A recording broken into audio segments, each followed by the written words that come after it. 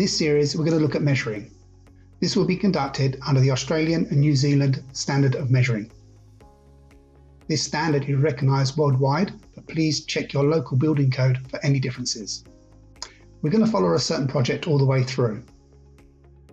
Today's video is on subfloor framing. If you've enjoyed this video, please don't forget to like and leave comments below.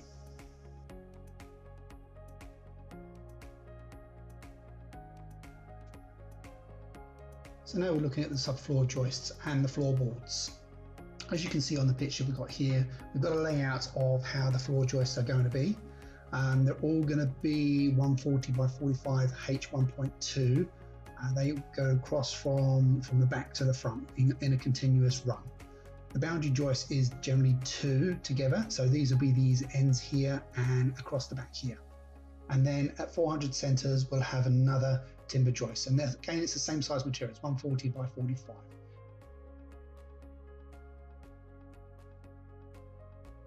So we move over to the spreadsheet, we put our heading in. As you can see, supply and fit of 140 by 45 H1.2 treated SG8 at structural grade 8 timber joists to bearers, including stainless steel fixings with 3 times 90 by 3.15 mil fixings per connection. So there'll just be skewer nails going from the joists into the bearers. So we pick up the first ones here. We've got 2 joist boundaries and they're at 12.35. So these are the main links here. So we've got a 12.35. So you've got a joist going from this end to that end and it's doubled up. There's 2 of them. And then you've got the same on the other end here as well. So we've got the 3.25 and there's 2 of them. And again, there's 1 at each end. And you've got a total of 49.4 linear meters. And then for the ends, we've got 5.25, which we've indicated here.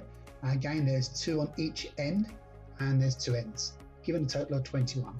So we know the internal joists are going to be at 5.25 linear meters. So it's from this end to the far end, and there's just going to be a number of them across here.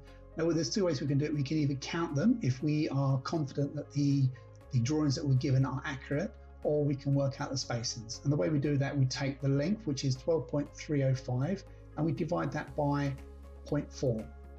And that gives us the amount of joists that are going to be required. And then we just simply times that by 5.25, the length. So that's what we've done here. We've got 12.35, and we've got the 0.4, and we've got the length that's needed. And in this equation here, we are dividing this sum by that sum, and then times it by that sum. And that gives us a total amount. You can see there's some blocking stroke noggings in the internal joists, and it's just a matter of counting them. We know they're 400 long, so we can apply the 400 here, which we have done, and it's just a matter of counting them. So we go 1, 2, 3, 4, 5, 6, 7, 8, 9, 10, 11, 12, 13, 14, 15, 16, and there's a smaller one at the end here, and we'll just count that as a length. So it's 17. So we apply 17 in there, times 1, and we just multiply them all together. So we allow for some wastage as well, 10% wastage, and that's what we get, 24, and we just accumulate them together.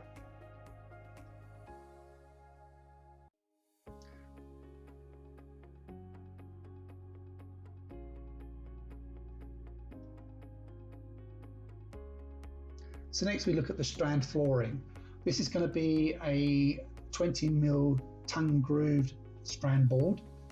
It's going to be H1.2 in the majority of the areas, but in the wet areas like the bathroom and some in the kitchen as well, where there's potential for water spillage, we have to put a H3 point.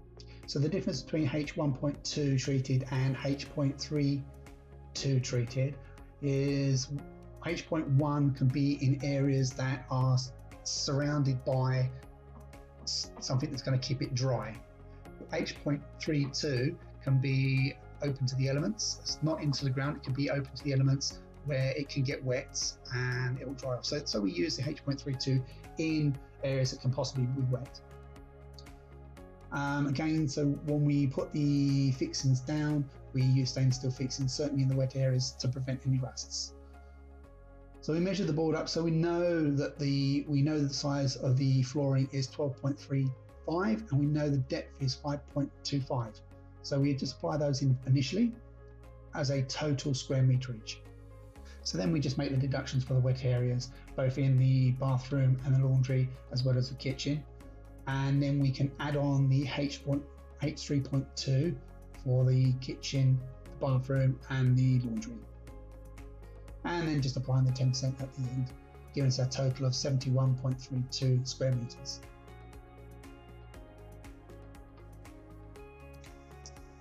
Thank you for watching. If you've enjoyed this video, please like and leave comments below. Please stay tuned for future videos on quantity surveying elements.